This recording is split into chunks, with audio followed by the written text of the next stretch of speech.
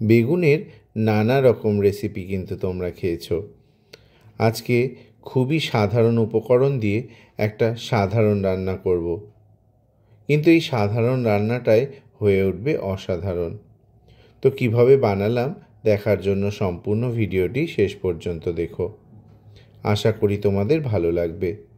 প্রথমে বেগুনগুলোকে এরকমভাবে লম্বা লম্বা করে কেটে নেব। এই রান্নাটা করার জন্যে একটু কচি বেগুন হলেই কিন্তু ভালো হয়। বীজওয়ালা বেগুন হলে এই রেসিপিটা একদমই ভালো লাগবে না। তো এই দেখো বেগুনগুলোকে আমি কেটে নিয়েছি, আর বেগুনগুলো কাটার আগে ধুয়ে নিলে ভালো হয়। আর এই রান্নাটা করার জন্যে লাগছে সাদা সর্ষে আর পোস্ত। তো সাদা সর্ষে আর পোস্তটা আমি প্রথমে শিলনোড়ায় ভালো করে বেটে নেব। সর্ষে আর পোস্ত বাটার সময় এর মধ্যে দুটো কাঁচা লঙ্কা বেটে নিচ্ছি। এই কালো কাঁচা লঙ্কাগুলো কিন্তু মারাত্মক ঝাল, আর এই রান্নাটা খুব বেশি ঝাল কিন্তু হবে না। এর জন্যে ঝালের পরিমাণটা বুঝে শুনে দিতে হবে। এই দেখো সর্ষে আর পোস্তটা আমি ভালো করে বেটে নিয়েছি শিলনোড়ায়। এবার সর্ষে পোস্ত বাটাটাকে তুলে নিচ্ছি। মশলা শিলনোড়ায় বাটলে কিন্তু তার স্বাদই হয় অন্যরকম। এই দেখো কড়াইও বসিয়ে দিয়েছি, আর কড়াইতে আমি দিয়ে দিয়েছি সানফ্লাওয়ার অয়েল। এবার বেগুনগুলোকে আমি ভেজে নেব। বেগুনগুলো ভাজা মানে এই নয় যে বেগুন ভাজার মতো একদম লাল লাল করে ভাজবো। একটু হালকা করে ভেজে নেব, আর ভাজার সময় দিয়ে দেব স্বাদ মতো লবণ আর পরিমাণ মতো হলুদ গুঁড়ো। এই রান্নাটা করার সময় আর কিন্তু হলুদ গুঁড়ো দেব না। তো ভাজার সময় আমি একটু ঢাকনাটা দিয়ে ভেজে নিচ্ছি, তাতে বেগুনটা নরম হয়ে আসবে। এই দেখো বেগুনটাকে একটু উল্টে পাল্টে দিয়েছি, আবার একটু ঢেকে দিচ্ছি। এইভাবে ঢাকা দিয়ে দিয়ে বেগুনটা একটু হালকা করে নরম করে নেব। দেখেই বুঝতে পারছো বেগুনটা কিন্তু নরম হয়ে এসেছে। এর থেকে আর বেশি ভাজবো না। এবার বেগুনগুলোকে তুলে নিচ্ছি। এটুকু ভাজাই আমাদের যথেষ্ট। বেশি ভাজলে কিন্তু আবার ভালো লাগবে না এই রেসিপিটা।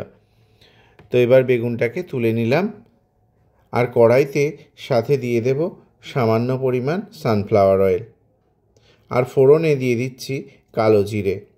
ফোড়নটা কিন্তু ভাজা ভাজা হয়ে গেছে।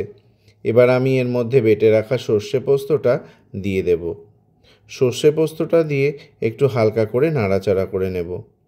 সর্ষে আর পোস্তটা কিন্তু খুব বেশি ভাজার দরকার হবে না। এবার এর মধ্যে দিয়ে দেব ফেটিয়ে রাখা টক দই।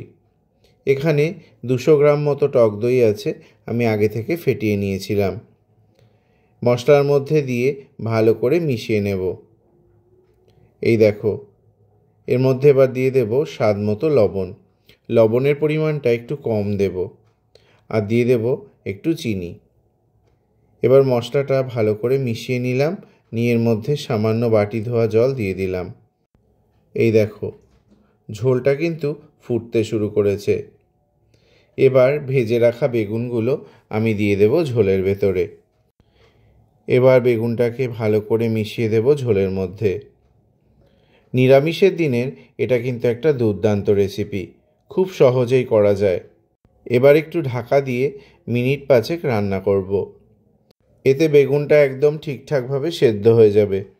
খুব অল্প মশলায় দুর্দান্ত স্বাদের একটা রেসিপি তোমাদের সাথে কিন্তু শেয়ার করলাম।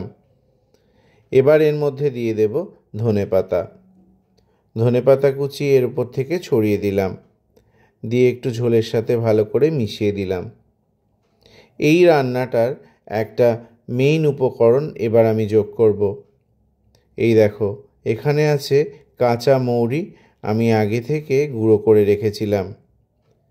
এর মধ্যে খানিকটা দিয়ে দিলাম। রান্নাটা কিন্তু আমার একদম রেডি। এবার ঢাকা দিয়ে কিছু সময় রেখে দেব, অবশ্যই গ্যাসের ফ্লেমটা অফ করে। এই দেখো রান্নাটা দেখো একদম রেডি হয়ে গেছে। এবার শুধু সার্ভ করার পালা। নিরামিষের দিনে তোমরা কিন্তু অবশ্যই এটা বানাতে পারো। অনেক সময় একঘেয়েমি খাবার থেকে এই সাধারণ রান্নাগুলো কিন্তু অনেক ভালো লাগে খেতে। বেগুন বাহারের এই রেসিপিটা তোমাদের কেমন লাগলো অবশ্যই কিন্তু কমেন্টস করে জানিও। আর যারা নতুন আছো অবশ্যই চ্যানেলটা সাবস্ক্রাইব করে দিও।